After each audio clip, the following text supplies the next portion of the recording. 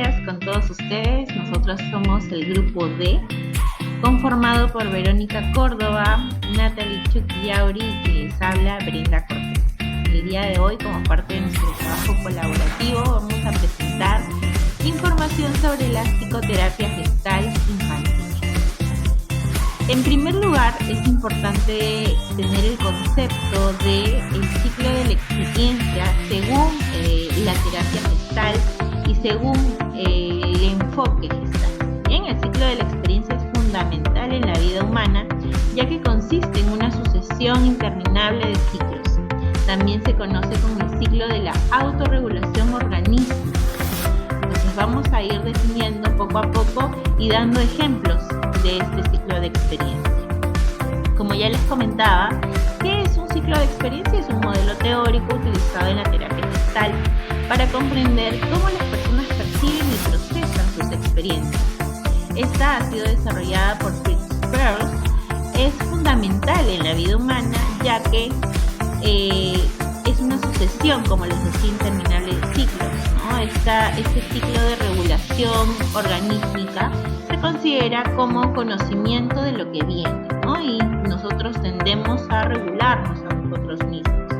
Este ciclo conceptual también busca explicar cómo los individuos establecen contacto con su entorno y consigo mismos. Explica el proceso de formación de figura-fondo y cómo las figuras emergen también desde un fondo difuso, satisfaciendo una necesidad, ¿no? Y que en algún momento vuelven a desaparecer.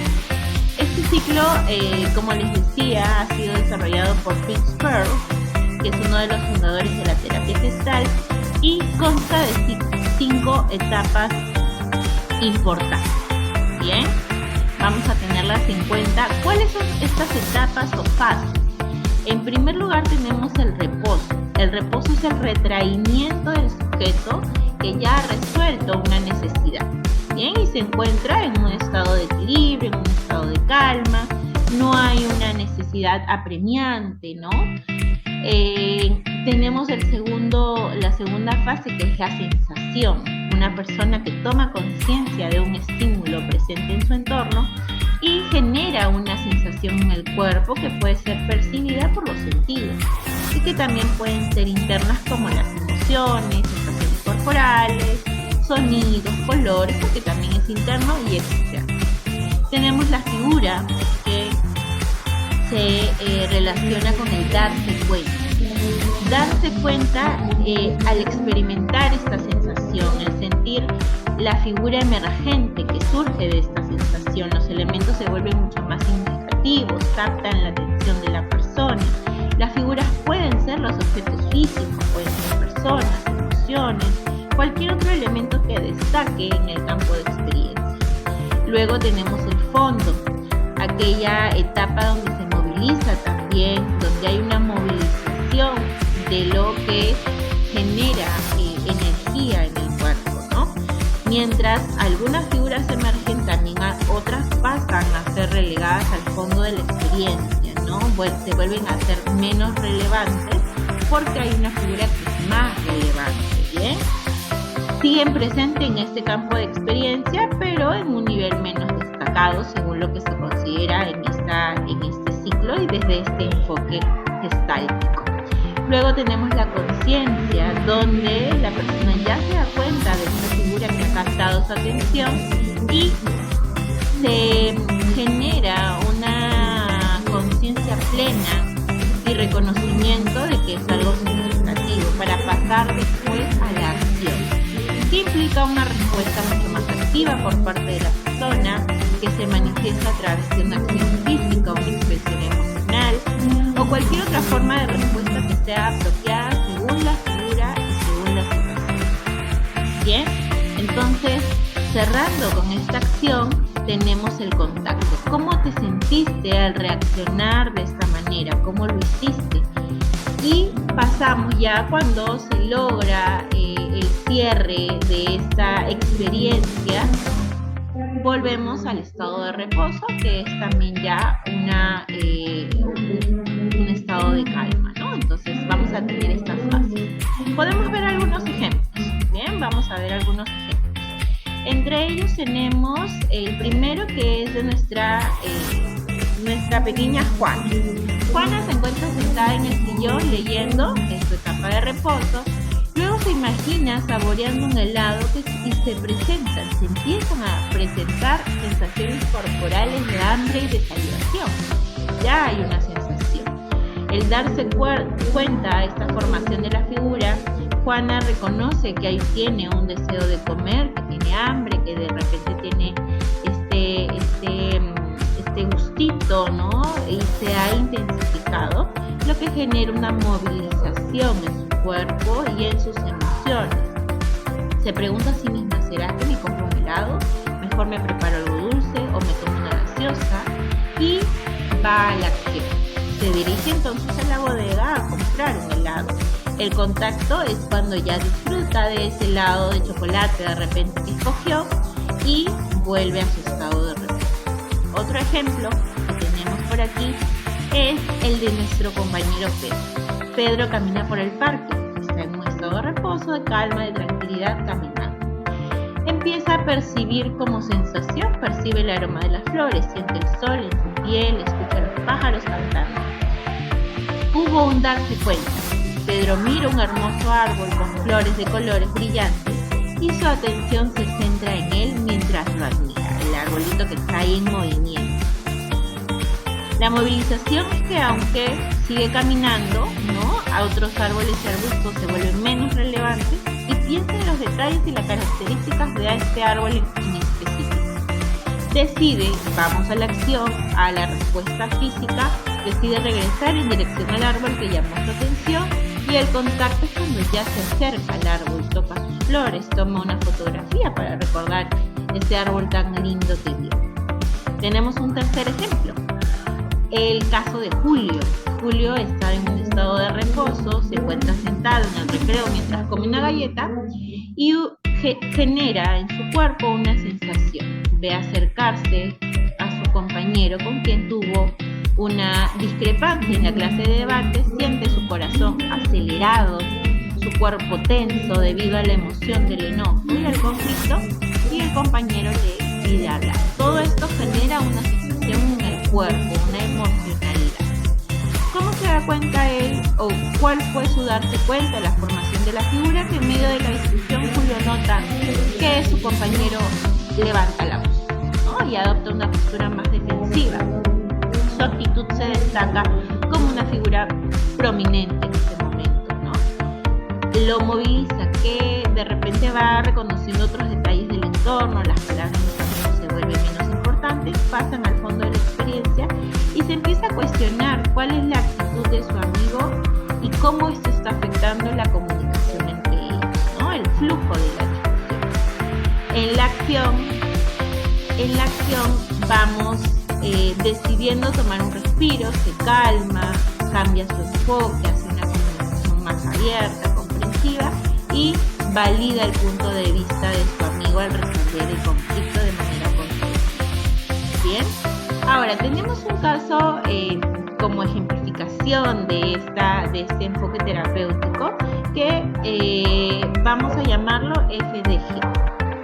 FDG es un niño de 8 años que ha sido referido a terapia debido a los problemas en su expresión y manejo emocional, ¿no? Los padres llegan a la consulta, informan que es un niño que tiende a reprimir sus emociones, sus sentimientos, le cuesta hablar sobre lo que le sucede, ¿no?, sobre lo que siente en situaciones sociales, en diferentes situaciones sociales, se frustra con facilidad y muy pocas veces vamos a llorar, ¿no? De repente aspectos o áreas en las que uno consideraría que el llanto puede fluir como modo de expresión emocional, él se lo guarda. Además, hacen referencia a que le cuesta establecer y mantener relaciones sociales saludables con sus compañeros. Según lo que comenta la docente tutora, constantemente discute con los demás y se expresa agresivamente. Se ha tomado el caso enfocado en las dificultades de expresión emocional y cuáles son las metas entonces terapéuticas. Tenemos la promoción de la conciencia emocional. Es importante promover la conciencia emocional a través del reconocimiento y conexión con sus emociones en el cuerpo, la comprensión de cómo esto influye en su bienestar y en su conducta. Fomentar también la expresión emocional saludable, ¿no? Vamos a ir encontrando formas seguras y apropiadas de expresar sus emociones a través del lenguaje, el arte y el juego. Vamos a intentar mejorar las habilidades de comunicación haciendo uso de estrategias efectivas para expresar sus necesidades y deseos, y para que él también logre escuchar, mantener de repente una comunicación y una escucha activa con sus compañeros, para luego pasar a la siguiente meta terapéutica, que es facilitar el desarrollo de sus habilidades sociales. Cómo va a manejar los conflictos, cómo va a mostrarse empático, cómo va a haber una cooperación en el trabajo colaborativo con sus compañeros en el aula. Y por último, fomentar la autorreflexión. Es importante animar a FDG a explorar su mundo interno, reflexionar sobre sus experiencias y tomar conciencia de cómo sus pensamientos y emociones influyen también en su comportamiento. Por último, vamos a aplicar algunas técnicas. Es importante, y aquí les voy a ir explicando, tenemos ahí las imágenes, pero se las voy a explicar. Bien, las técnicas que vamos a utilizar son las siguientes. En primer lugar, tenemos como experiencia sensorial inicial la técnica de la casa, árbol y persona, que va a generar un tipo de conciencia emocional. Se le pide a FDG que dibuje un árbol, una casa y una figura humana, y vamos a ir explorando, describiendo detalladamente cada uno de estos elementos desde una perspectiva sensorial. Cómo vamos ubicando en las características tanto físicas, de textura, de olores, desde los sentidos, y cómo los vamos a ir asociando a la evocación de emociones y a sus experiencias personales. Bien, generar un poco esta representación de su propia identidad y de sus propias emociones. También tenemos la técnica de la arcilla, que va a ser muy importante, ¿no? Vemos que es un niño que le cuesta regular el enojo, tiende a discutir con sus compañeros, entonces hay que desarmar esa retroflexión a través del trabajo con el enojo, ¿no?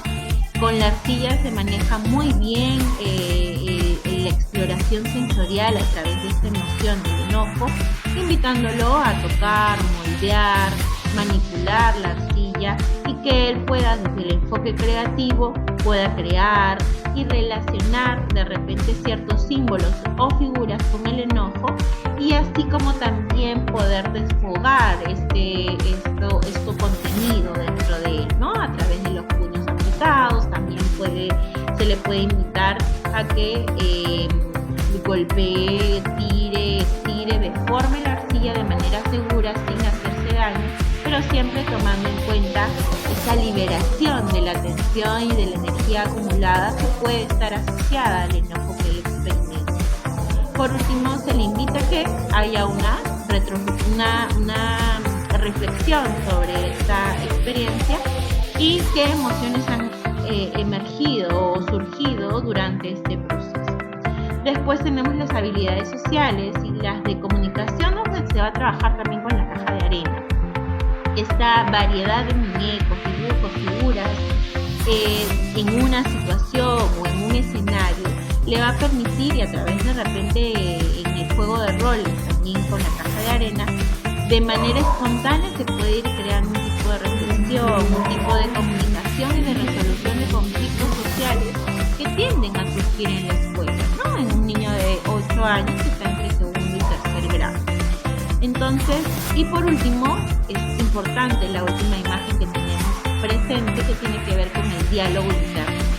Los introyectos negativos pueden llegar a ser muy fuertes en el camino de los niños en esta edad en la que les cuesta expresar sus emociones, y de acuerdo también a sus experiencias previas de la infancia. Entonces es importante que se guíe a FDG a darle voz a estos introyectos internalizados, y que podamos guiar un diálogo mucho más positivo, una conversación con esta parte de repente negativa que él siente que es la parte mala o la parte incorrecta de su propio ser, ¿no? Entonces el objetivo es cuestionar y desafiar también estas creencias negativas, examinar su origen y validar su vida en el día a día. Y por último, es muy importante también ir de la mano con el trabajo con los padres de familia, ¿no? Los papás de FDG van a jugar un rol muy importante en el reconocimiento de estos aspectos a mejorar y cómo ellos también van a ir fortaleciendo o modificando aquellos introyectos que también son un poco la voz que ellos han ido dándole en este camino de crianza, ¿no? De acuerdo al tipo de apego que ellos hayan desarrollado. Y eso sería todo. Agradecemos muchísimo su atención. Terminamos y cerramos con esta frase de Violet Auckland. Es un privilegio encontrar formas eficaces de ayudar a niños a atravesar pasajes difíciles de su vida. Y de eso se trata este enfoque gestáltico, al conectar con ellos mismos y sus emociones. Muchísimas gracias.